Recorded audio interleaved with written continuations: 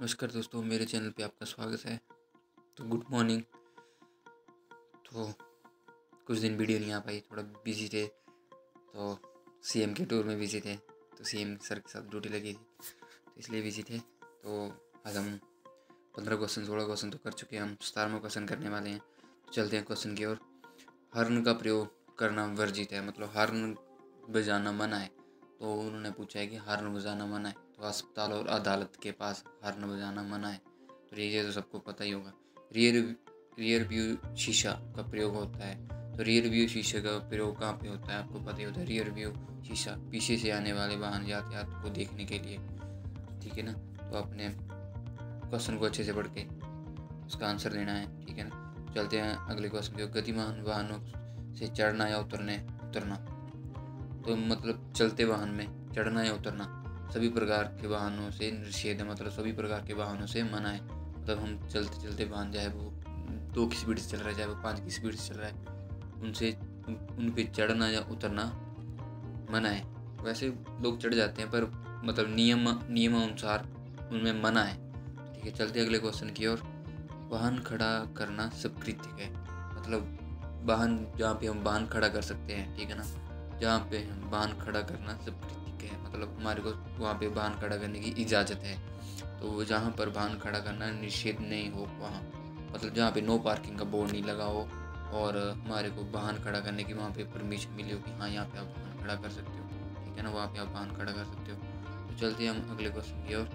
Overtaking करना वर्जित है, मतलब ओवरटेकिंग करना मना है। मतलब कहाँ पे ओवरटेकिंग नहीं कर सकते आप, ठीक है। यदि आगे वाला रास्ता साफ दिखाई नहीं दे रहा हो, मतलब आगे वाला रास्ता मतलब आपको साफ तभी दिखाई देगा अगर आपको वहाँ पे कोई मोड़ है या कोई कुछ भी हो सकता है। तो आगे गाड़ी चल रही है बड़ी, तो आपको नहीं दिखाई दे रहा, मतलब वहाँ पे आपको ओवरटेक करना मना है। चलते हैं अगले क्वेश्चन की ओर। तो अगला क्वेश्चन ये है, जब जब यातायात का संकेत स्कूल को चिन्हित करता है, तब आपको मतलब जहाँ पे स्कूल के आसपास पहुँचते हैं तो आप वहाँ पे स्कूल का बोर्ड लगा होता है, तो आपको क्या करना चाहिए। तो आपको वाहन अपनी गाड़ी को धीरे करके ध्यान से आगे बढ़ना चाहिए, कोई बच्चा या कोई टीचर कोई भी सामने ना आ जाए, तो आपको ये ध्यान रखना चाहिए। चलते हैं अगले क्वेश्चन की ओर। यू टर्न लेते हुए संकेत करना चाहिए, मतलब यू टर्न लेते हुए आपको कौन सा संकेत करना चाहिए। दाएं मुड़ने का संकेत। दाएं, आपको पता कि यू टर्न कैसे लेते हैं, आप दाएं मुड़ने के लेते हैं। दाएं कौन सा होता है, लेफ्ट राइट का पता होना चाहिए आपको पूरा। लेफ्ट राइट के बिना आप ये क्वेश्चन नहीं कर सकते हो, दायां कौन सा है बायां कौन सा है, ठीक है ना। किसी वाहन को ओवरटेक करने से पूर्व यह सुनिश्चित किया जाना चाहिए कि आगे का रास्ता साफ दिख रहा है, वो ओवरटेक करना सुरक्षित है। मतलब आगे का रास्ता साफ दिख रहा है, मतलब आपसे पूछ रहा है ना कि अगले वाले से पूछ रहा है कि इजाज़त मांग रहा है वो अगले वाला कि हाँ ओवरटेक कर सकते हैं, ये आपसे पूछ रहा है कि आपने कब ओवरटेक करना है, ठीक है ना। तो इसमें थोड़ा उन्होंने पूछा होता है कुछ और तरीके से भी, जो वो भी है होता है क्वेश्चन का आंसर, पर और क्वेश्चन का आंसर होता है वह स्थान जहाँ वाहन खड़ा करना वर्जित है। मतलब कहाँ पे आप वाहन खड़ा नहीं कर सकते, ठीक है ना। फुटपाथ पर। तो फुटपाथ क्या होता है, जहाँ पे पैदल चलने वालों का रास्ता होता है, ठीक है ना। सड़क के किनारे बना होता है ना फुटपाथ, तो उस पर आपको वाहन खड़ा करना मना है कि अगर वहाँ पे आप वाहन खड़ा कर दोगे तो पैदल चलने वाले रास्ते वालों को दिक्कत होगी। अगर उनका पूरा रास्ता बंद हो गया तो वो कहाँ चलेंगे, ठीक है ना। तो चलते हैं हम अगले क्वेश्चन की ओर। हैंड ब्रेक का प्रयोग किया जाता है। हैंड ब्रेक का प्रयोग आपको सबको पता ही होगा कि कहाँ किया जाता है वाहन को कहीं भी खड़ा करने के लिए। तो एक आपको हैंड ब्रेक के बता देता हूँ मैं। मेरे पास अपनी टैक्सी बोलेरो थी, मैंने हैंड ब्रेक लगाई, पर मैं कम से कम 100-150 किलोमीटर चल के आया था। हैंड ब्रेक लगाई मैंने, गियर में नहीं गाड़ी डाली, तो थोड़ी सी ढलान थी, मतलब होगी थोड़ी सी, मतलब मेरे हिसाब से होगी 10 का कोण बन रहा होगा, 10 डिग्री का कोण। तो 10 डिग्री का कोण बन रहा होगा। तो मैं जैसे ही वहाँ पे होटल के अंदर गया तो मेरी गाड़ी 4 लेन की मतलब बीच में खड़ी हुई थी जाके। वो तो मेरी किस्मत अच्छी थी कि उधर दोनों साइड से कोई गाड़ी नहीं आ रही थी, तो मतलब हाईवे के बीच में खड़ी हुई थी गाड़ी जाके। तो मेरे को होटल वाला पूछ रहा है तेने गाड़ी कहाँ पे लगाई, मैंने बोला बाहर लगाई है। बोलता तेरी गाड़ी तो बीच में खड़ी है। तो कभी भी आपने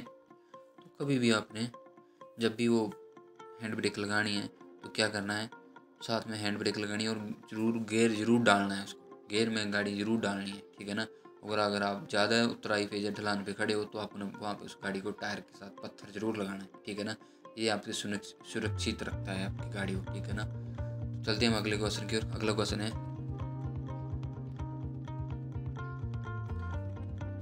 सॉरी तो ये थोड़े से क्वेश्चन आगे पीछे हो गया एडिटिंग में, तो कोई बात नहीं, हम ऐसे ही अपलोड कर देंगे वीडियो को। पैदल यात्रियों के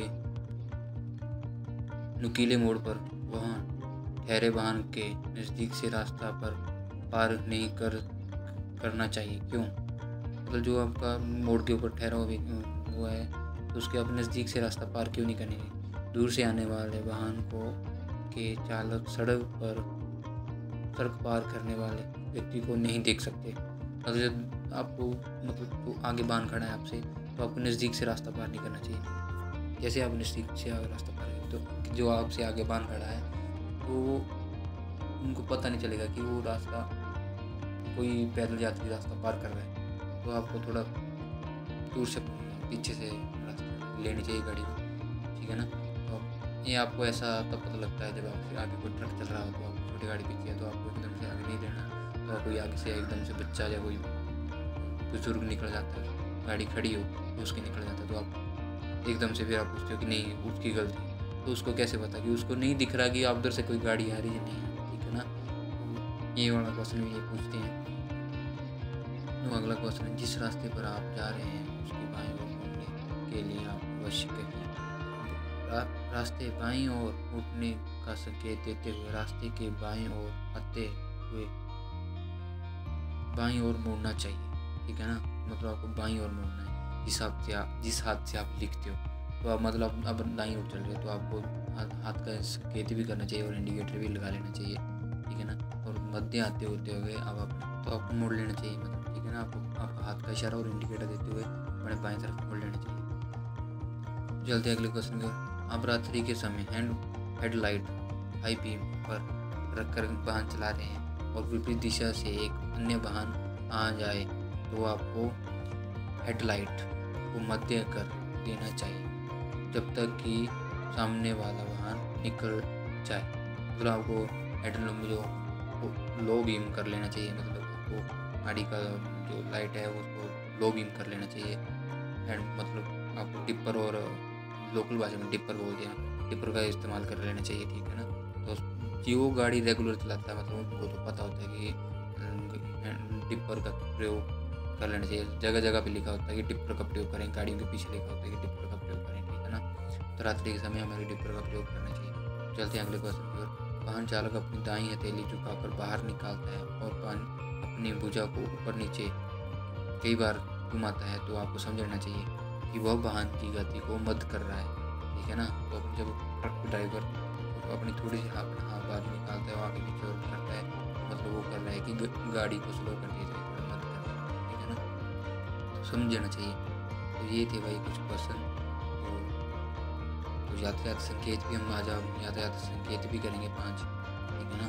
तो आपको ये क्वेश्चन है अच्छे से पढ़ के समझ के ही करने हैं। मतलब आपको 50 क्वेश्चन के आसपास ड्राइविंग में आते हैं। कल भी मेरे को एक भाई का फ़ोन आया था, उसने मेरे से कोई सुझाव लिया था। अगर आपको कोई मेरे से सुझाव लेना है या कुछ भी पूछना है तो भाई मैं ज़रूर आपकी हेल्प करूँगा, मेरे को व्हाट्सएप मैसेज कर देना।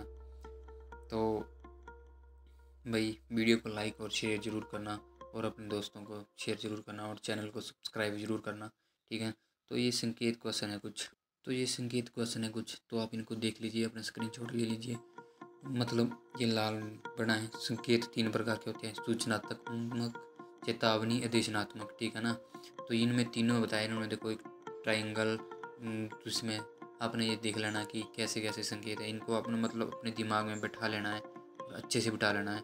यू टर्न, लेफ्ट, ये देखिए जो चौथे नंबर पे है इसमें आप समझ लेना चाहिए एक तरफा रास्ता, मतलब एक पे लाल पट्टी है दूसरे पे लाल पट्टी नहीं है, तो एक तरफा रास्ता।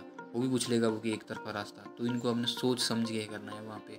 बहुत ही अगर आपका मान लो 1 नंबर भी कट गया तो आप 1 नंबर से पीछे रह जाओगे। तो अपने जो भी क्वेश्चन करना है उसको सोच समझ के करना। और 2 घंटे का टाइम होता है आपको पेपर में, मज़े से करना है, ऐसा कुछ नहीं, जल्दबाजी तो करनी ही नहीं। Thank you.